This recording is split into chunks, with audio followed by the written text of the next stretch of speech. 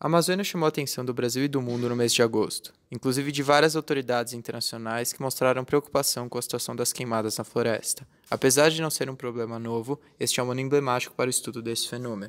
Como foi noticiado pela revista Exame, segundo dados do INPE, o número de focos de incêndio florestal aumentou 83% em janeiro e agosto de 2019, na comparação com o mesmo período de 2018. Desde 1º de janeiro até o dia 20 de agosto, foram contabilizados 74 mil focos, alta de 84% com relação ao mesmo período do ano passado. É o número mais alto desde que os registros começaram em 2013. Ainda segundo pesquisadores, não é de se esperar que esse aumento seja apenas por causas climáticas ou naturais. Eles concluem que a mão do homem pesou e muito para a alta deste ano. Estudos apontam que cerca de 60% dos focos de incêndio foram registrados em propriedades privadas, enquanto que apenas 1% destes se deu em áreas de proteção ambiental. Além disso, também é sabido que as queimadas são utilizadas como método de exploração da mata. As queimadas são instrumentos de baixo custo e relativamente eficientes no preparo do solo para o plantio. Como é apontado pelo Embrapa, muitas vezes essa prática é feita de maneira indiscriminada e sem acompanhamento, causando danos ao solo, como a eliminação de nutrientes essenciais às plantas. As queimadas também fazem uma série de prejuízos à biodiversidade, à dinâmica dos ecossistemas e à qualidade do ar. Neste mês em especial, criou-se um debate intenso entre a sociedade, criticando o cunho de desmatamento e poluição dessa atividade, e aqueles responsáveis pelas queimadas. Pode parecer óbvio que, dado o agricultor estar em sua propriedade privada, ele pode queimá-la como quiser, mas o problema é mais complexo do que isso. Os direitos de propriedade ditam o que um agente pode ou não fazer com seus recursos. Sob o ponto de vista da teoria econômica, essa situação representa de forma clara um problema, onde há uma geração de externalidades negativas. O agricultor, ao promover queimadas com fins de exploração econômica da sua propriedade, acaba gerando custos ambientais, como a poluição, desmatamento e produção de gases do efeito estufa, sendo estes as externalidades negativas das ações do agricultor. A sociedade como um todo está arcando com esses custos ambientais, gerando uma queda do bem-estar geral, uma vez que esta se preza pela preservação ambiental. Uma ótica sob a qual podemos analisar esse problema é aquela proposta pelo Teorema de Coase, que diz que, na ausência de custos de transação, com a negociação cooperativa entre os agentes, o resultado eficiente será atingido. Outro resultado importante do teorema é que, válidas essas suposições, a forma como a lei inicialmente aloca os direitos de propriedade não é relevante para o resultado final. No entanto, no caso das queimadas, a cooperação entre as partes é impossibilitada pela presença de altos custos de transação. Nessa situação, temos a presença de altos custos de monitoramento, muitos indivíduos envolvidos, indivíduos desconhecidos, além de alguns que podem apresentar comportamento hostil uns aos outros. Como o caso analisado faz parte do segundo teorema de Coase, no qual há custos de transação, faz-se necessário uma análise mais profunda das possibilidades de resolução, pela lei, do conflito gerado. A resolução do problema se baseará na solução que trará o maior ganho de bem-estar para a sociedade. Não levaremos em conta vertentes de cunho de distribuição de renda e de função social dos contratos, que são comumente utilizadas pelo sistema judiciário brasileiro. Vamos estudar um caso específico em que não se infringe a lei. Neste caso, temos dois agentes no problema, os agricultores que fazem as queimadas e a sociedade como um todo que sofre as consequências das queimadas. A lei permite queimadas, com certas condições. Precisa de permissão do governo para realizá-las e, além disso, é necessário acompanhamento do Corpo de Bombeiros para garantir o controle do fogo. Vamos assumir como premissa do modelo que haja um agricultor representativo, que realiza as queimadas da forma como a lei estipula. Dessa forma, como não há infração da lei, a decisão de favorecimento de direitos será totalmente baseada no bem-estar agregado.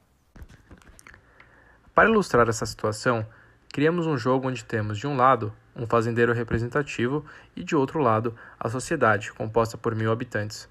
Nesse cenário, o problema é, ao efetuar as queimadas de forma não controlada, o fazendeiro estará gerando uma poluição que afeta diretamente a qualidade do ar naquela região.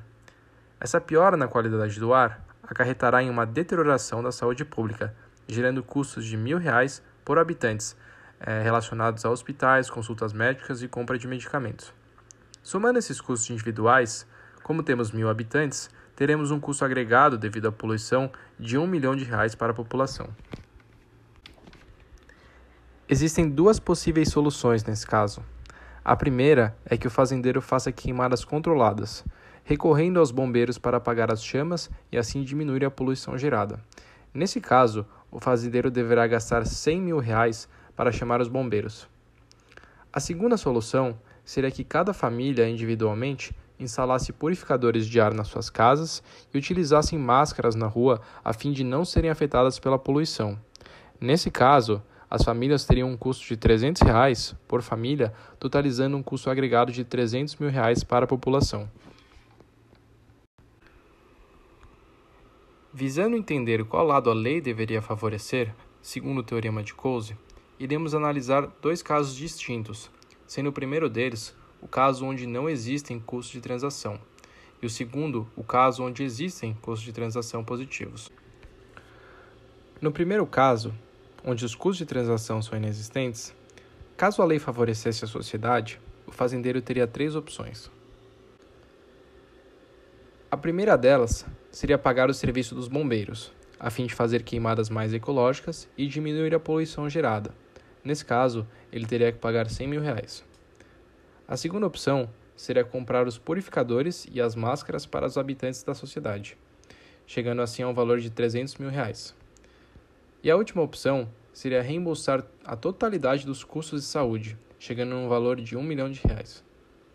Comparando os custos desses 3 casos, obviamente o fazendeiro iria preferir pagar os bombeiros, visto que ele tem o menor custo dentre as 3.